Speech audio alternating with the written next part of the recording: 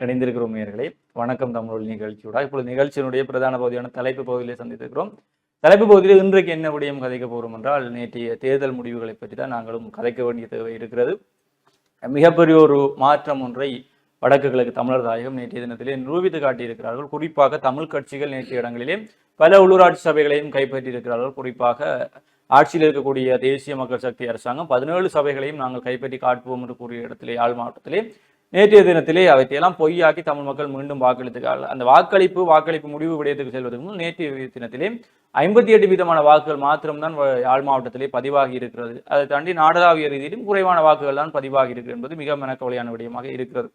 குறிப்பாக நேற்று இந்த உள்ளூராட்சி சபை தேர்தல் என்பது அதிகளவான வாக்குகள் பதிவு செய்யப்பட வேண்டிய தேர்தலாக இருக்கும் வளமையாக. ஏனென்றால் ஒரு வட்டாரங்கள், பிரதேசங்கள், உள்ளூராட்சி, கிராம மட்டங்கள் இருக்கக்கூடிய வேட்பாளர்கள் தங்களுடைய பிரதேசங்கள் இருக்கக்கூடிய வேட்பாளர்களுடைய வாக்குகள் வீணடிக்கப்படக்கூடாது என்பதற்காக வீடு வீடாக சென்று ஏற்றி அவர்களை வாகனங்களில் ஏற்றி வயோதிபர்களை நேற்றெல்லாம் பல இடங்களிலும் வீட்டிலே ஏறாமல் படுத்திருந்த வயோதிபர்களை கையிலே தூக்கி கொண்டு சென்று அவர்களுடைய வாக்குகளை பதிவு செய்யக்கூடியது பார்க்கக்கூடியது.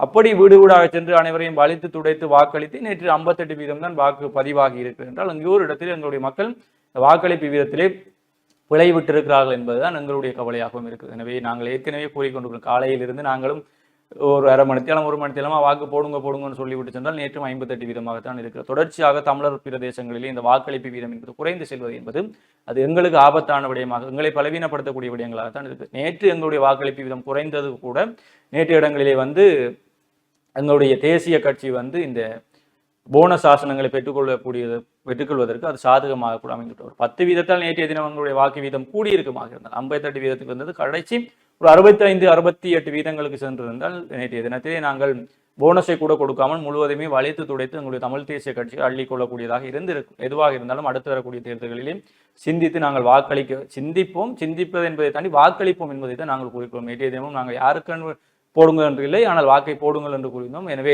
வருகின்ற தேர்தல்களில் ஆச்சும் இந்த வாக்கு வீதத்தை அதிக அளவிலே பதிவு செய்து கொள்ளுங்கள் என்பதையுமே நாங்கள் கூறிக்கொள்ளக்கூடியதாக இருக்குது. சொல்லுங்க கார்த்தி. நிச்சயமாக தான் இந்த தேர்தல் அலை அப்படி என்பது நேற்றோடு ஓய்ந்திருக்கிறது. அதில் எதிர்பாராத பல திருப்பங்கள் எங்களுடைய உள்ளூராட்சி மன்ற தேர்தல் முடிவுகள் இருக்கிறது அப்படி என்பதுதான் உண்மையான ஒரு விடயமாக இருக்கிறது. பலர் தாங்கள் தான் ஆட்சி அமைக்க போகிறோம் அப்படி என்பதும், தமிழ் தேசியம் என்பது பல இடங்களில் கேள்விக்குறியான நிலைமையிலும் இல்லை, தமிழர்களுடைய உணர்வுகள் என்பது இன்னமும் தமிழ் தேசியம் சார்ந்துதான் பயணிக்கிறது அப்படி என்பதற்கு பெரிய ஒரு பதிலாக இந்த தேர்தல் முடிவுகள் இருக்கும் அப்படி என்பதுதான் உண்மையான ஒரு விடயம். இருந்தாலும் அது தமிழ் தரப்பாக இருந்தாலும் சரி, தமிழ் அரசியல்வாதிகளாக இருந்தாலும் சரி, நாடு முழுவதும் தங்களுடைய ஆட்சி அமைத்திருக்கக்கூடிய அரசியல் கட்சிகளாக இருந்தாலும் சரி, எதிர்பார்ப்பு என்பது ஒரு சந்தேகத்திற்கிடமான நிலையில் தான் இருந்தது. தமிழ் மக்கள் யாருக்கு வாக்களிக்க போகிறார்கள் அப்படி என்பது ஒரு சந்தேகத்திற்கிடமான முறையில் தான் இருந்தது. ஆனாலும் இந்த சமூக வலைதளங்களில் பார்க்கின்ற பொழுது சில இடங்களில் எல்லாம் சிரித்து விட்டு செல்வதா, இதை சிந்திக்க வேண்டியதா அப்படி என்பது யோசனைக்குரிய ஒன்றாகத்தான் இருக்கிறது. நாங்கள் சிங்கத்திற்கு வாளாக இருக்கவில்லை, பூனைக்கு தலையாக இருக்க போகிறோம் அப்படி என்றெல்லாம் பல விமர்சனங்கள் நேற்றைய தினம் முன்வைத்துக் கொண்டிருந்து அதில் நாங்கள் வாக்களித்து விட்டோம் அப்படி என்று பலர் பதிவு செய்திருந்தார்கள். ஆனாலும் வடக்கு கிழக்கில் குறிப்பாக வட மாகாணத்தில் 61% வாக்குகள் தான் பதிவாகி இருக்கிறது. அதிலும் யாழ்ப்பாணத்தில் 50% வாக்குகள் தான் பதிவாகி இருக்கிறது என்பது ஏனைய வாக்காளர்களுடைய நிலைமை என்ன, ஏன் அவர்கள் வாக்களிக்கவில்லை என்பதெல்லாமே ஒரு பல விடயங்களை நாங்கள் சிந்திக்க வேண்டிய ஒன்றாகத்தான் இருக்கிறது. ஆனாலும் அளிக்கப்பட்ட வாக்குகளின் படி தமிழ் மக்கள் இன்னமும் தமிழ் தேசியம் சார்ந்த உணர்வுகளுடன் பயணிக்கிறார்கள் அப்படி என்பது ஒரு பெரிய சந்தோஷத்துக்குரிய விடயமாக இருந்தாலும் கூட, அந்த தமிழ் தேசியம் சார்ந்து பயணிக்கக்கூடிய கட்சிகளாக இருக்கட்டும், அவர்களுடைய அரசியல்வாதிகளுக்கெல்லாம் தமிழ் மக்கள் பாரிய ஒரு பொறுப்பை தந்திருக்கிறார்கள் அப்படி என்பதுதான் உண்மையில் விடயம். வரலாற்று நிகழ்வுகளின்படி காலாகாலமாகவும் தமிழ் மக்களின் நம்பிக்கைகள் பல இடங்களில் சிதைவடைந்திருந்தாலும் இனிவரும் காலங்களிலாவது அவர்கள் தமிழ் தேசியம் என்ற உணர்வுடன் தமிழ் அரசியல்வாதிகளை நம்பி அவர்களுடைய எதிர்காலத்தையும் அந்த வாக்குகளையும் தந்திருப்பதற்கு ஏற்ற போல் தமிழ் அரசியல்வாதிகளும் செயற்படுவார்கள் அப்படி என்று நாங்களும் நம்புவோம் அப்படி என்பதுதான் உண்மையான விடயமாக இருக்கிறது. இதிலும் மியான்மருக்கு சென்றிருக்கக்கூடிய எங்களுடைய நாட்டின் ஜனாதிபதி அவர்களும் நேற்றைய தினம் வியட்நாமிற்கு சென்றிருக்கக்கூடிய எங்களுடைய நாட்டின் ஜனாதிபதி அவர்களும் நேற்றைய தினம் வாக்குகளை அளித்திருக்கிறார். அதிலும் குறிப்பாக 3 முன்னாள் ஜனாதிபதிகள் தங்களுடைய வாக்குகளை அளிப்பதற்கு தவறி இருக்கிறார்கள் அப்படி என்று ஊடகங்கள் அளித்திருக்கக்கூடிய தகவல்களுக்கு அவர்கள் எந்த மறுப்பு செய்தியும் இதுவரை வழங்கவில்லை என்ற செய்திகளையும் நாங்கள் பார்க்கக்கூடியதாக இருக்கிறது. இருந்தாலும் பல மக்கள் தங்களுடைய வாக்குகளை அளித்து தமிழ் தேசியம் அப்படி என்பதை மீளவும் நிறுவி இருக்கிறார்கள். நிச்சயமாக. அப்ப தமிழ் மக்கள் உணர்வில்லா கற்கள் என்றான் நினைத்தாய் கூறடா என்ற ஒரு பாடல் வரிகள்லாம் நேற்றைய தினத்திலே பல இடங்களிலுமே பார்க்கக்கூடியதாக இருந்தது.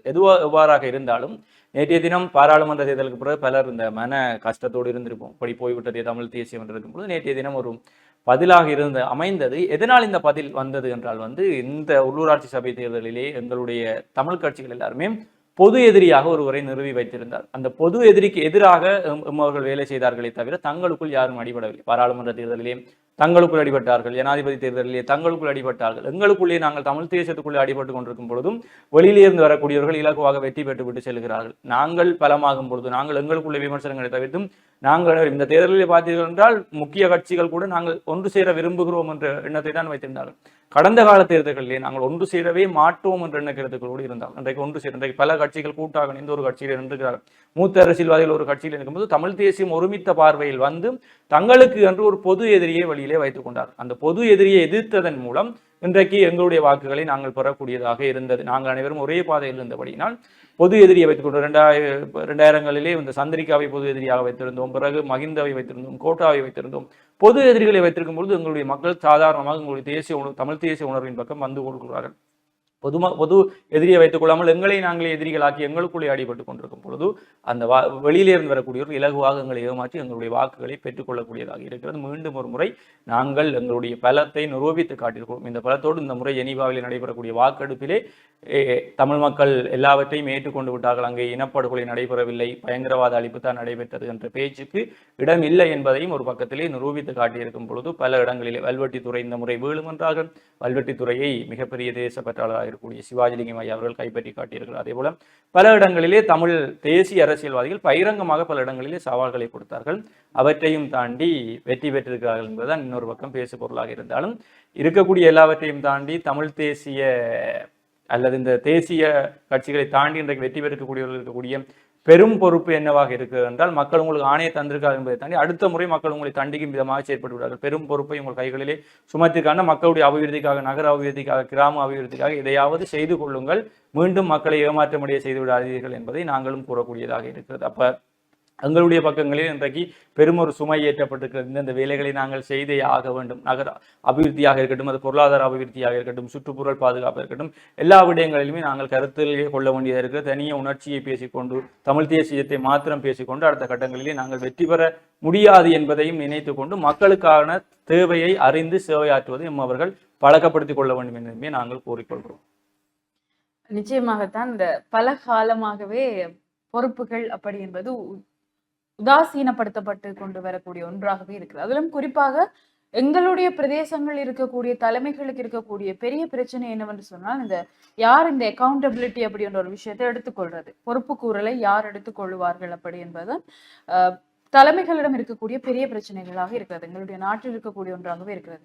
இப்படிப்பட்ட நிலைமையில் இப்படி ஒரு பதட்டகரமான சூழ்நிலையில் இந்த திரைப்படங்களில் பார்ப்பது போன்று எந்த கட்சி ஆட்சி அமைக்கும் அப்படி என்ற ஒரு சூழ்நிலையில் தமிழ் தேசியம் சார்ந்து உணர்வோடு பயணிக்கக்கூடியவர்கள் இந்த ஆட்சி அமைத்திருக்கிறார்கள் அப்படி என்பது தமிழ் மக்களுக்கு பெரிய ஒரு சந்தோஷமாக இருந்தாலும் மீளவும் நாங்கள் சொல்லிக்கொள்ளக்கூடிய ஒரே ஒரு விடயம் இதுதான். தமிழ் மக்களுடைய உணர்வுகள் என்பது வெறுமனே பேச்சாளர்களுக்கு நாட்டில் பஞ்சம் இல்லை தானே ஹரிகரன். இது அரசியல்வாதிகள் எல்லாரும் வெறும் பேச்சாளர்களாகவும் வெறும் வாய்ச்சொல்லில் வீரர்களாகவும் இல்லாமல் அதை செயல்படுத்தி காட்டக்கூடியவர்களாக இருக்க வேண்டும். உலகத்தின் தலை சிறந்த சொல் செயல் அப்படி என்று சொல்வார்கள்.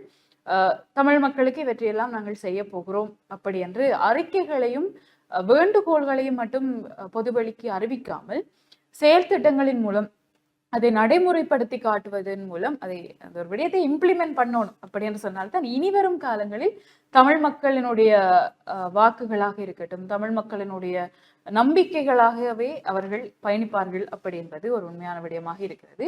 இருந்தாலும் பல இடங்களில் எதிர்பார்க்கப்பட்ட மாதிரி ஆளும் கட்சி தன்னுடைய தனித்து ஆட்சி அமைக்கக்கூடிய தன்மையில் இருக்கின்றது. குறிப்பாக தமிழர் பிரதேசங்களில் வடக்கு கிழக்கில் தமிழ் தேசியம் சார்ந்து பயணிக்கக்கூடிய கட்சிகளின் ஆதிக்கம் அப்படி என்பது மேலோங்கி நிற்பது காணக்கூடியதாக இருக்கிறது. இன்னொரு பக்கம் பார்த்தால் இன்றைக்கு இந்த நம்முடைய வாக்கு வீதம் குறைந்ததால் போனஸ் மூலம் எங்களுடைய தேசிய மக்கள் சக்தியினரும் போனஸ் ஆசனங்களை பெற்றுக்கொண்டிருக்கும். எனவே எதிர்வரும் காலங்களில் வாக்கு வங்கி அதிகரிக்க வேண்டிய மிகப்பெரிய தேவை இருக்கு. அதை தாண்டி கிளிநொச்சியிலே வந்து தமிழரசு கட்சி 32 இடங்களில் 30 இடங்களை கைப்பற்றி பெரும் சாதனையை படைத்திருக்கிறது. எல்லாம் எது எவ்வாறாக இருந்தாலும் இவ்வளவு பெரிய ஆட்சி பொறுப்போடு வந்திருக்கக்கூடிய தேசிய மக்கள் சக்திக்கு அமோக வாக்குகளை வழங்கி ஜனாதிபதியாக இருக்கக்கூடியவர்கள், இங்கிருந்து 3 பாராளுமன்ற உறுப்பினர்களை தேசிய மக்கள் சக்தியை கொடுத்திருக்கக்கூடிய மக்கள் இன்றைய தேர்தலில் அவர்களையே தூக்கி எறிந்திருக்கிறார். எனவே நீங்கள் உங்களுடைய சேவையை கடமையை சரிவராமல் செய்யாவிட்டால் மக்கள் உங்களையும் தூக்கி எறிய தயங்க மாட்டார்கள் என்பதை உணர்ந்தும் தொடர்ச்சியாக இந்த தமிழ் தேசியம் என்ற உணர்வோடு எங்களுடைய மக்கள் பயணிக்க வேண்டும், ஒருமித்த குரலாக மாற வேண்டும் என்றால் மக்களுக்கான சேவையையும் செய்யுங்கள் என்பதை தான் நாங்கள் கூறுவோம். ஊழலற்ற விதத்திலே உங்களுடைய பிரதேச சபைகள் நகர சபைகளை கொண்டு நடத்துங்கள் என்பதையும் நாங்கள் கூறக்கூடியதாக இருக்கிறது. குறிப்பாக நகர சபைகள் மீது மிகப்பெரிய அதிருப்திகள் மக்கள் இருக்கிறது. இந்த வடிகால் அமைப்புகளாக இருக்கட்டும், எங்களுடைய சுற்றுப்புற சூழல் ஒழுங்கமைப்புகளாக இருக்கட்டும், எல்லாவற்றையுமே சிறந்த முறையிலே அமைத்துக் கொள்ளுங்கள் என்பதையும் நாங்கள் கூறிக்கொள்ளக்கூடியது. அதை தாண்டி உலக செய்திகளுக்குள் இப்போது எங்களுக்கு உடனடியாக கிடைக்கக்கூடிய செய்தியாக இந்த பாகிஸ்தான் மீது இந்தியா ஏவுகணை தாக்குதலை நடாத்தி இருக்கிறார்கள் என்ற செய்தி வெளியாகி இருக்கிறது. எனவே பாகிஸ்தான் இந்தியா யுத்தம் ஆரம்பித்திருக்கிறது. அது மிகப்பெரிய விளைவுகளை ஏற்படுத்த போவது என்பதை மறந்து விடாதீர்கள். பலரும் கூறுகிறார்கள் இந்த யுத்தத்தால் இலங்கைக்கு பாதிப்பு வராது என்று. ஆனால் இலங்கைக்கும் நிச்சயமாக ஏதோ ஒரு விதத்தில் இந்த பாதிப்புகள் இருந்து கொள்ளும் என்பதையுமே எங்கள் மக்கள் உணர்ந்து கொள்ள வேண்டும். தனியே இது ஒரு 2 நாட்டு போராக மாறாமல் பாகிஸ்தான் இந்தியா யுத்தம் என்பது ஒரு மதம் சார்ந்த போராக மாற்றுவதற்கான அல்லது இனம் சார்ந்த போராக மாற்றுவதற்கான பெரும் ஏற்பாடுகள் நடந்து கொண்டிருக்கும். அதை அடிப்படையாக வைத்த போராகத்தான் இந்த போர் ஆரம்பத்திலேயே இந்த காஷ்மீர் பகுதியில் இடம்பெறக்கூடிய படுகொலையோடு ஆரம்பிக்கப்பட்டிருக்கு. எனவே எங்களுடைய பல்கலாச்சார மக்களோடு இருக்கக்கூடிய எங்களுடைய நாட்டு மக்களும் இது தொடர்பாக மிக அவதானமாக இருந்து கொள்ளுங்கள் என்பதை தாண்டி மத இனவாத கருத்துக்களுக்கு நீங்களும் செவிசாய்த்து போகாதீர்கள் என்பதையுமே நாங்கள் கூறக்கூடியதாக இருக்கிறது. அப்ப உள்ளூராட்சி சபை தேர்தல் வடக்கு கிழக்கிலே மாபெரும் வெற்றி. குறிப்பாக கிழக்கு ஏற்கனவே ஒவ்வொரு பாராளுமன்ற தேர்தலிலுமே தமிழ் தேசியம் பக்கம் இருந்தார்கள். இந்த முறை திருகோணமலை நகர சபையையும் கைப்பற்றி இருக்கிறார்கள். அம்பாறையை கைப்பற்றி கிழக்கு தங்களை நிரூபித்தார்கள்.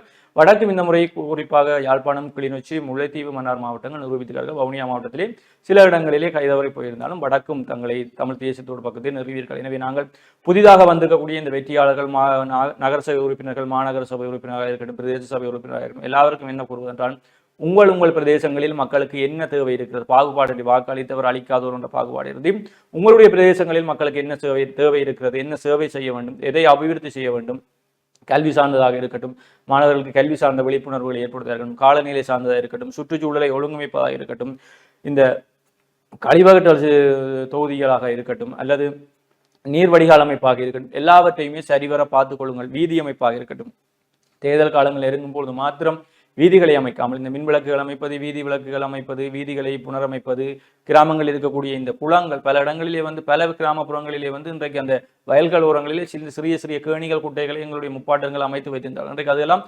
காணாமல் போய்கொண்டு அவற்றையெல்லாம் தூர்வாரி புனரமைக்க வேண்டிய பெரிய தேவைகள் இருக்குது. எனவே எது தேவை என்பது எங்களுடைய கிராமங்களிலே உருவாக்கி கொடுக்கும் அந்த மிகப்பெரிய பொறுப்பை தான் மக்கள் கொடுத்துக்கால். தயவு செய்து மீண்டும் தமிழ் மக்களை இன்னொரு முறை ஏமாற்றி இன்னொரு தேசிய கட்சி இங்கே உள்ளே புகுந்து எங்களை உடைத்தாழ்வதற்கான வழிமுறைகளை ஏற்படுத்தாதீர்கள் என்பதையுமே இன்றைய இந்த தலைப்பு பகுதியூடாக புதிதாக வந்தக்கூடிய அத்தனை வேட்பாளர்களுக்கும் வாழ்த்துக்களோடு நாங்கள் இந்த செய்திகளையும் சொல்லிக் கொடுக்கிறோம். அதே போல நீங்கள் உங்களுடைய தொகுதிகள் அல்லது உங்களுடைய பிரதேச சபைகள் நகர சபைகளில் செயலாற்றும் பொழுது கட்சிகள் என்ற பேதங்களை தாண்டி ஒரு நல்ல திட்டம் முன்வருகிறது என்றால் அந்த திட்டத்தை முன்கொண்டு வருவதற்கு அனைவரும் சேர்ந்து இணைந்து செயற்படுங்கள் என்பதையுமே நாங்கள் கூறக்கூடியதாக இருக்குது. அதை தாண்டி உங்களுடைய பிரதேசங்களில் சாதிக்கக்கூடியவர்கள், கல்வியிலே சாதிக்கக்கூடியவர்கள், விளையாட்டுகளிலே சாதிக்கக்கூடிய அந்த இளம் பிள்ளைகளையும் வளர்த்து விடுங்கள். அவ்வாறான செயற்பாடுகள் எங்களுடைய அரசியல்வாதிகள் மத்தியிலே குறைவாக இருக்கிறது. அவ்வாறான பக்கமும் நாங்கள் எங்களை திருப்பிக் கொள்ள வேண்டும் என்பதையுமே நாங்கள் கேட்டுக்கொள்கிறோம். எனவே முடிந்த தேர்தல் முடிந்ததாக இருக்கட்டும், தந்திருக்கக்கூடிய படிப்பினைகள், அனுபவங்கள் எல்லாவற்றையுமே எங்களுடைய தோள்களில் ஏந்தி கொண்டு இளம் சமூக செயற்பாட்டாளர்களோடு நாங்களும் தொடர்ந்து பயணிப்போம் என்பதையுமே நாங்கள் இந்த இடத்திலே கூறிக்கொள்கிறோம். எனவே வரப்போகின்ற காலங்கள் மாற்றங்களுக்கான காலங்களாக இருக்கட்டும், எங்களுடைய உணர்வோடு நாங்கள் எங்களுடைய மக்களுடைய அபிவிருத்தியையும் செய்ய வேண்டும் என்பதையுமே நாங்கள் கூறிக்கொள்கிறோம். அதை தாண்டி நாங்கள் மீண்டும் கூறுகிறோம், இந்த வேட்பாளர் வீதம், வேட்பு மனுக்கள் அல்லது எங்களுடைய வாக்களிக்கும் வீதம் என்பதை மிக குறைய விட்டு விடாதீர்கள். தொடர்ச்சியாக குறைவான போக்கு இருக்குது. அது ஒரு விழிப்புணர்வு இல்லையா, மக்கள் மத்தியில் என்ன பிரச்சனை என்பதை அறிந்து கொள்ள முடியாமல் இருக்கிறது. எனவே நாங்கள் உங்களுடைய வேட்பு அல்லது வாக்களிக்கும் வீதங்களை குறைக்கும் பொழுது போனஸாக இன்னொருவருக்கு சென்று விடுகிறது என்பதை மறந்துடல் ஆகாது.